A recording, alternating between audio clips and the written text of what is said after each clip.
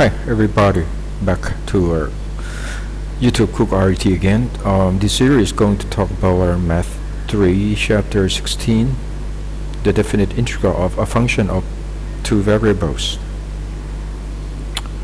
I have a total of 8 pages, for this lecture. Well, let's get started with some basic concept. When you want to do the integration, actually this one integrate of fx dx, actually you're working on area under a certain curve with the limit in the range of a to b, and this one actually is come from you break apart of the area in the term of rectangular, right? You make the width of delta xi very small, and then you multiply by the height, or the function of x, and that's give you a small area, and then you add them up to get the total area. For this case, even have function fx equal to a constant, for example 2, right, of the y here, and then the total area that is equal to 2 multiplied by 2, which is 4. Or you can do the same thing, you break the area into a small area in the shape of a rectangular, and if you take delta xi very small, you can write this the limit of delta x equal to 0 of summation I fxi delta xi in the form of integration from a to b of function fx multiplied by the x. And this one is in the case of function fx is not constant, you can even do the integration. But now let's move to a more complicated function, or a multivariable function, or z equal to fxy. What we can do is we do the same thing, break the whole area apart. Let's say I have a break x in to n sections and y into m sections, and then you can find the small area here, and then you multiply with the height, or z. That gives you something like, for example, if z is the term of the population density, or number of people per unit area, multiplied by the area, which is the delta x and delta y, you can have a total population, right, in that area. So the area of each small angle is the rectangle is equal to delta x multiplied by delta y, when delta x equal to b minus a, right? You have b here in the range of a to b, and you have n sections, and also delta y equal to d minus c, because in the range of c to d, and you divide by m sections. And now they also define how to find the density. This is the area, right? And this is z. In case z is the population density, or the number of people per unit area, is going to be in the range of what they call the lower sum and upper sum, when L is the minimum z, and then Mij is the maximum, or z, or the height, if you're thinking about the mountain. For example, I draw like rectangle small one here, they might have some different density in here on z, different z, the height. This is the xy plane, right? You can pick up the height density in this case is 2, and L in this case is 1, the minimum height or the minimum value of z. So what you can do is you can write f dA, the function of x that's depend on x and y, by the area,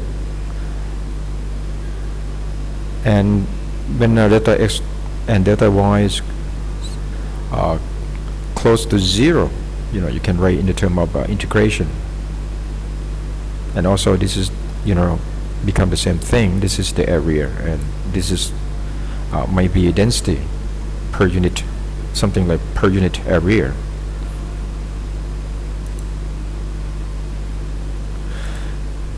Now let's see some example here. If R is the rectangle and x in the range from 0 to 1 and y in the range of 0 to 1, ask you to find the volume of region above R for given z equal to exponential negative x squared plus y squared. So you know exactly volume have to be equal to the area multiplied by the height, right? But if I have like 4 by 4 square, each gonna have the width 1 over 4, right? Because this is in the range of 0 to 1 and y is in the range of 0 to 1. So 1 over 4 is give you 0.25, and 1 over 4 give you 0.25. This is delta x, this is delta y.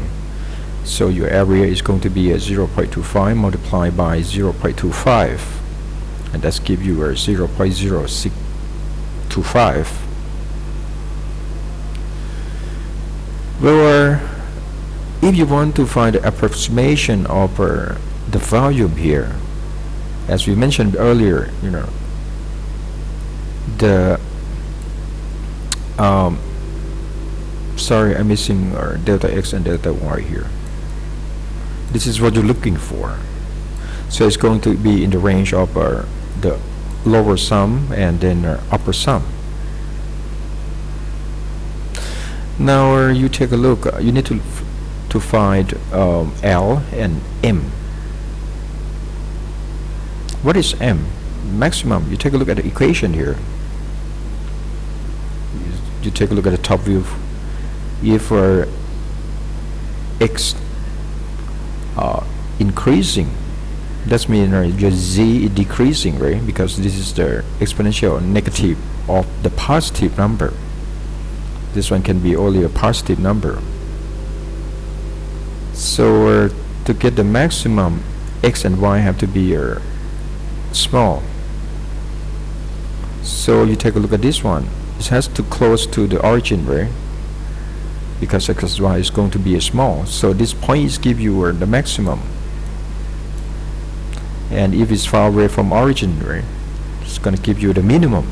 That's why I have a minimum here, minimum point at the upper right corner, and the maximum is at the lower left corner. So when I have drawn with the blue pen at each of each square, as the lower left corner is give you the maximum, right? And at the upper right corner is give you the minimum. Okay, so you already know about it. Now we're going to work out find the volume here. Now take a look at the upper sum.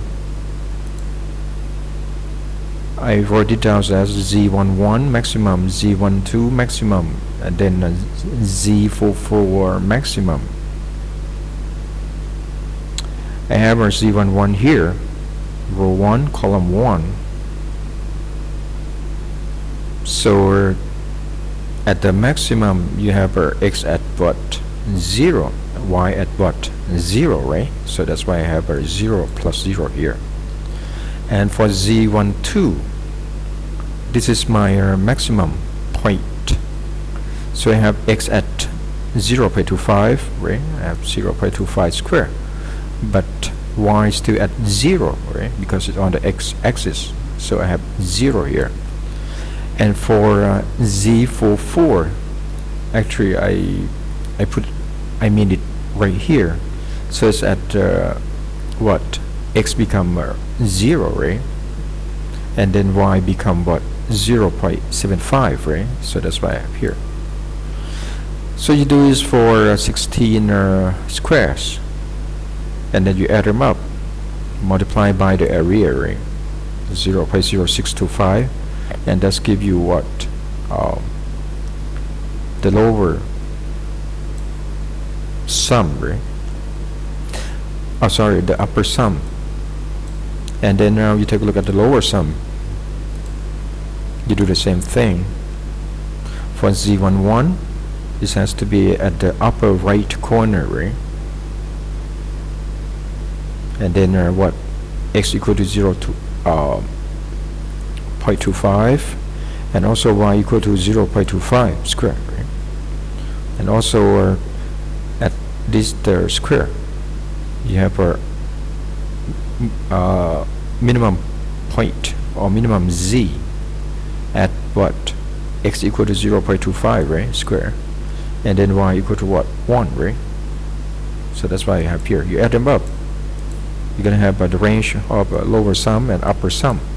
So you know exactly what what the volume is going to be between what? It's going to be between the lower sum and then upper sum. Okay, so just give you the rough idea about how to find the volume when if xy is given.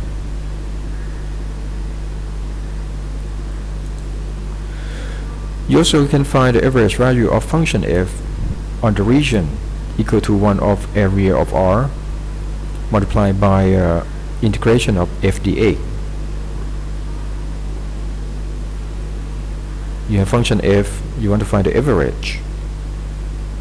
You see that the area, the unit of meter square, for example, and dA here, unit of meter square. So it cancels out. You left over only function f, right? But this is the way how to find the average value of f by using our integration of f dA. Let's see here for another example. You have z equal to y square, x square y, and x in the range of 0 to 1, same as the y, 0 to 1.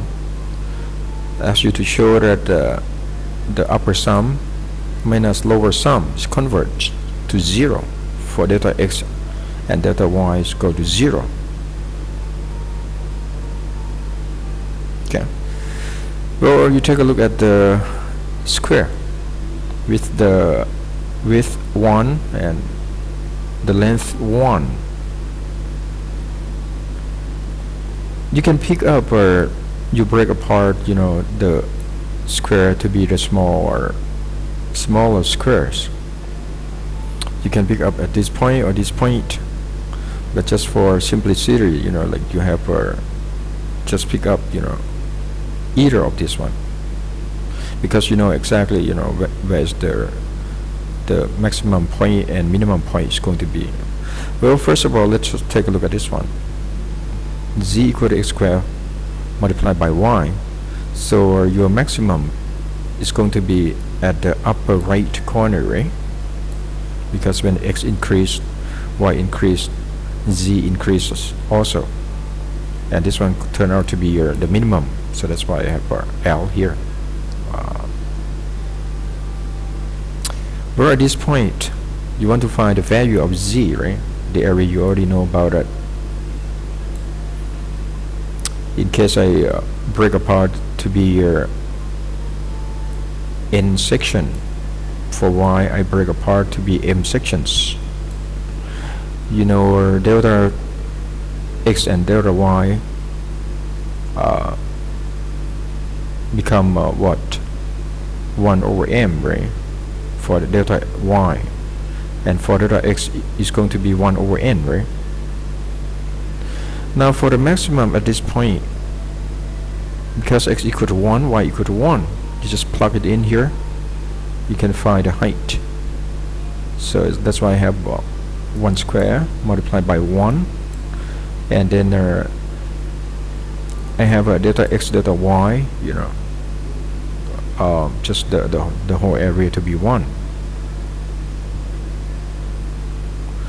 And then for the minimum or the lower sum, you need to find the coordinate of x and y.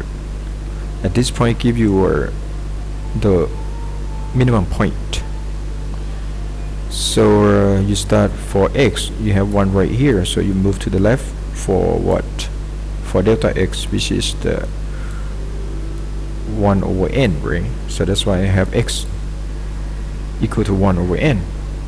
For y coordinate, you have on the top is 1, right? And you move down here for delta y, which is 1 over m.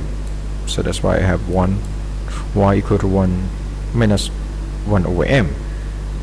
So you have a lower sum to be your x square, right? This is my x, so I square up this term and then multiply by y, which is this term, and you end up with you know, these terms. For delta x and delta y is go to 0, is mean n and m is go to infinity, right? Because delta x equal to 1 over n, right? When n go to infinity, you don't have this term drop, drop, drop, drop, and give you 0, and it converges to 0. Okay, so this is just give you some idea about how to analyze, you know, this one.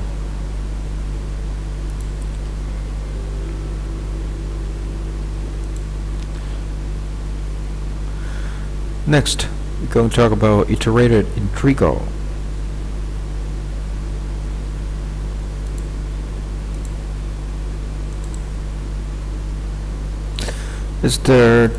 When you're talking about iterated integrals, just for example, you want to find the total population, you just multiply that z function or the population density per unit area by the small area, and you add them up. And this one just show you you know, each population density in each area depend on how many sections you break apart of the total area. The total population, actually you can do when you have you have n go to infinity, you can write the summation term in the form of an integration term. In that case, you start by integration with respect to dx first, and then you integrate, followed by integrate with respect to dy.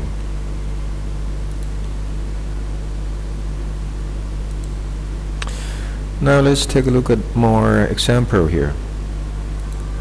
If you have building with the base width 16 by 8 meters square, and you have the height at this point become 12, and this one 10 meter, and this is 10 meters. The first thing you need to do is ask you to find a volume. So the volume actually equal to integration of that function or the height of the building multiplied by the small area. So that's why you break the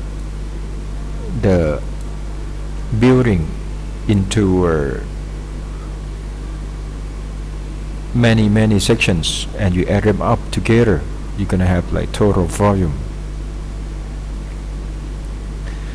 And you need to find equation for fxy because it's not given, and the a, you know exactly that's equal to or the x multiplied by the y, right? You take a look at the for x slope, the equation for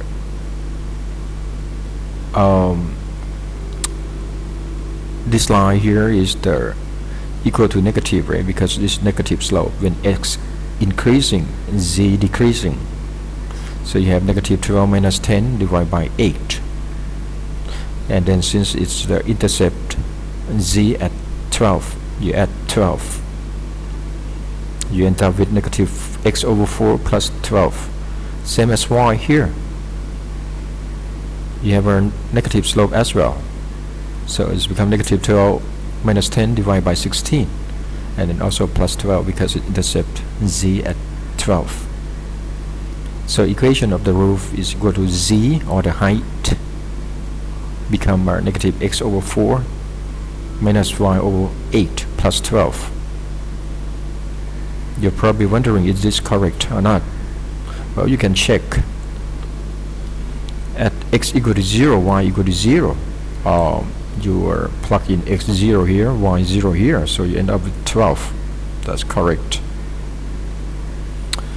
At this point, x equal to 8, right? Y equal to 0, or at 8, 0, you have 8 give you a negative 2 plus 0 and then plus 12, get 10. Now you can fire the volume. This is basic integration.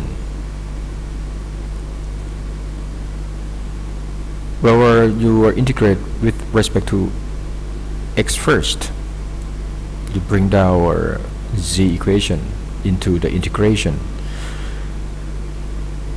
You end up with x minus y, and then you also integrate with respect to y.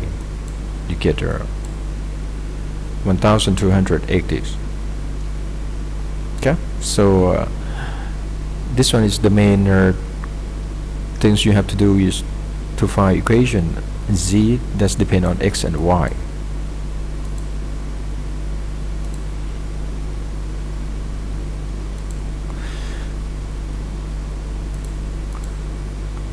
You have a metal plane, and then the shape look like this one, triangle.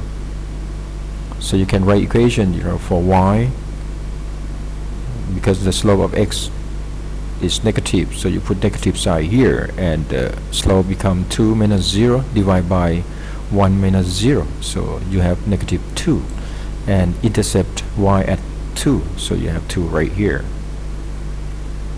and give you a density per unit area, become a delta x y, and then you can find the mass equal to a function of x and y multiplied by the area.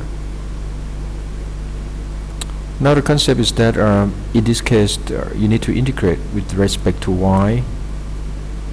You can do the inner integration, start from dy first, or you can do inner integration, start from dx. It's going to be the same, but later on you will see some example. This is going to be helpful because sometimes you cannot find the integration with respect to dy, so you might switch around to do the integration with respect to dx first. Okay, you will see that example soon. So in this case, when you want to integrate with respect to y or dy, you need to have the variable in the term of x, because the next step you have to integrate with respect to dx. So in this case, you want to change, you want to do the limit, lower limit y start from 0, right?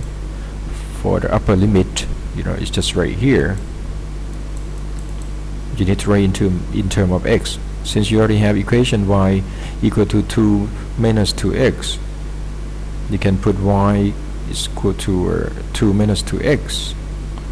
And if you want to do the integration with respect to x first, you need to do the upper limit in the term of y.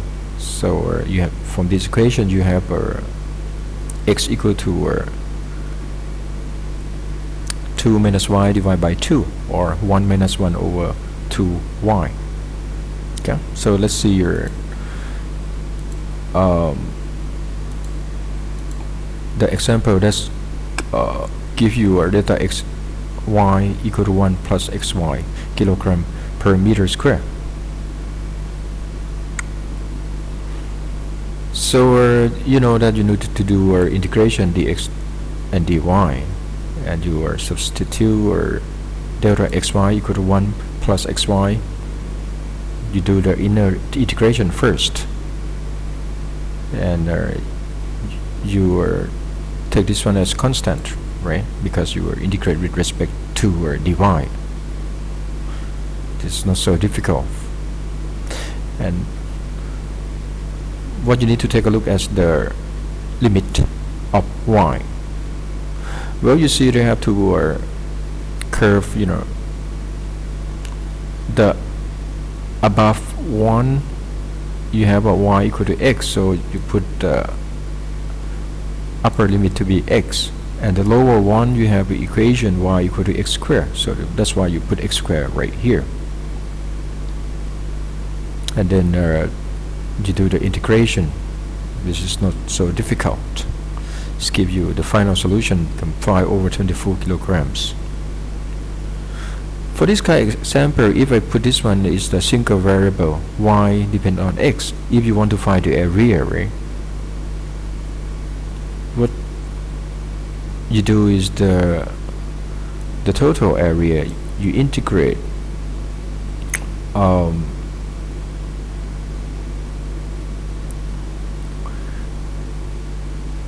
you break this one into a rectangular, right, with the width become the x. The area is equal to the length multiplied by the width, but the length is have to become x minus x squared, right? Because this is not start from 0, so you need to minus. So that's why you have x minus x squared become the height.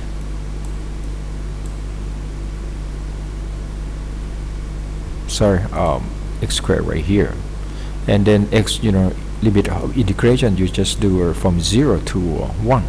This is how to find the area, which is different than this problem, because this is the multivariable and this is the single variable.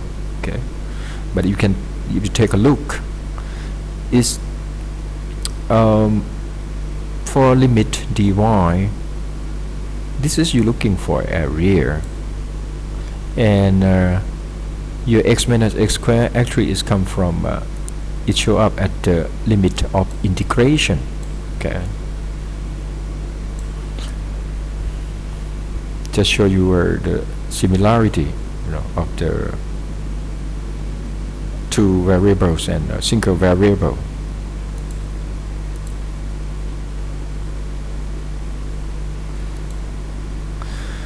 Now if I have the problem, I have a city and then surrounded by ocean, and the city is in the shape of a semicircle.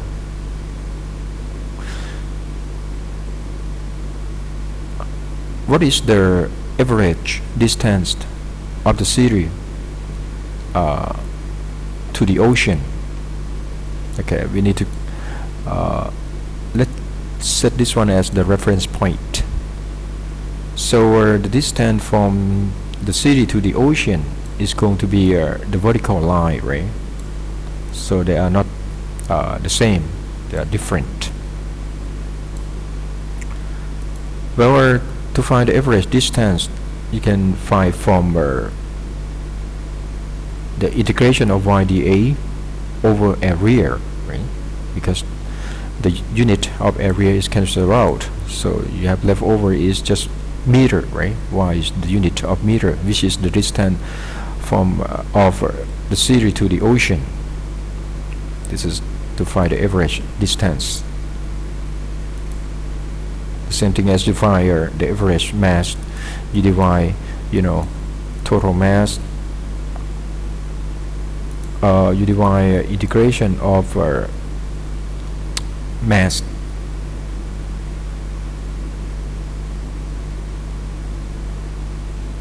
Center of mass, right? You have something like x, and this is going to be like dm, same as to find the average distance. Okay, you have the circle or equation x squared plus y squared equal to 9, and then x in the range of -3 to +3. So the area of the semicircle is equal to 1/2 pi r squared, which is 9 pi over 2. And then you're looking for the integration of y dA. Why use y here? Because y represents a function of actually fxy. But in this case, it's the vertical line, right? So actually it's become y that you need to multiply by dA, the distance from the city to the ocean. Okay, so you need to understand about this. And dA is what? Dy multiplied by dx. Now you need to take a look, as I mentioned before, when you integrate with respect to dy, you need to change the limit in the term of x, because later on you will have to integrate with respect to x. Otherwise it's going to keep you constant, which is wrong. Now you have this equation, y in the term of x is become 9 minus x squared, and square root of that. And then you do integration, which is not so difficult. You have end up with 1/2 9 minus x squared, which is the inner integration. And next step, you integrate with respect to x, from -3 to +3. So you have integration of this guy become 18. So the average distance simply divide 18 by 9 pi over 2, right? So to get the average distance.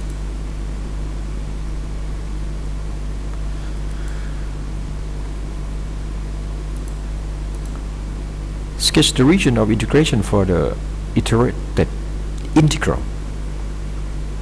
Okay, they give you equation and they want you to sketch, the region of integration. Well, I wrote this down as the number 1. That's the first step you need to consider. This is your dy, right? So you consider y-axis,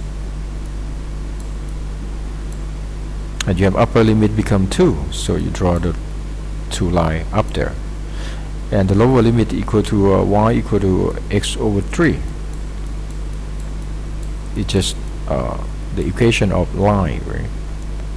The slope become positive, that x increasing, y increasing, and the slope equal to 1/3. So that's why they have this picture.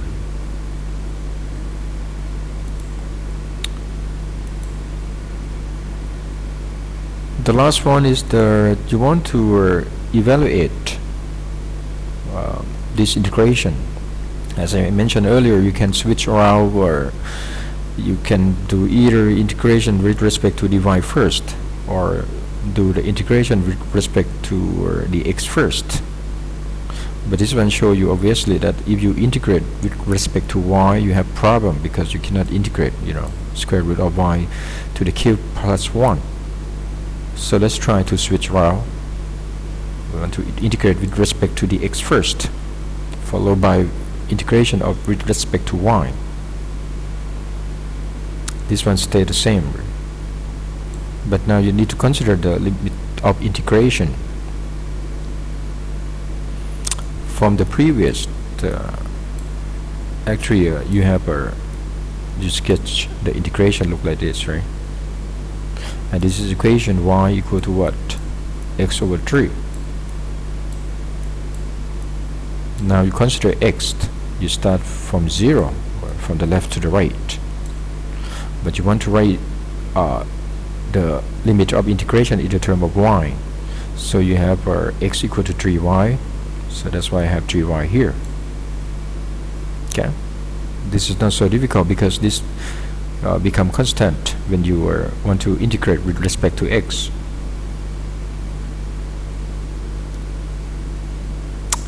And for the limit of integration of y, you take a look, it starts from 0 when x equal to 6, right? Or actually the limit of y is become of 2. You don't need to write this one in terms of x, because this is the last integration, or you don't need to care about that. So you have inner integration become this term. See that you end up with y square square root y to the cube plus 1, and you know that when you differentiate y to the cube, you have 3y to the second, right? Which you have this the same as this term. So you can use the chain of variable. You let u equal to y to the cube plus 1, so that u by the y equal to 3y squared, and you can write y square dy in the term of du, which is equal to du over 3. So you change variable here. This has become u to the power 1.5, right? And the y square dy equal to du over 3. So that's why you have du over 3 here. The next step, you need to change the limit of integration, because you change variable. When y equal to 0, take a look at this one, u equal to 1. When y equal to 2, you have a 2 to the power 3 plus 1 is give you 9, so the limit of integration become 1 to 9. And this is not so difficult to integrate, right?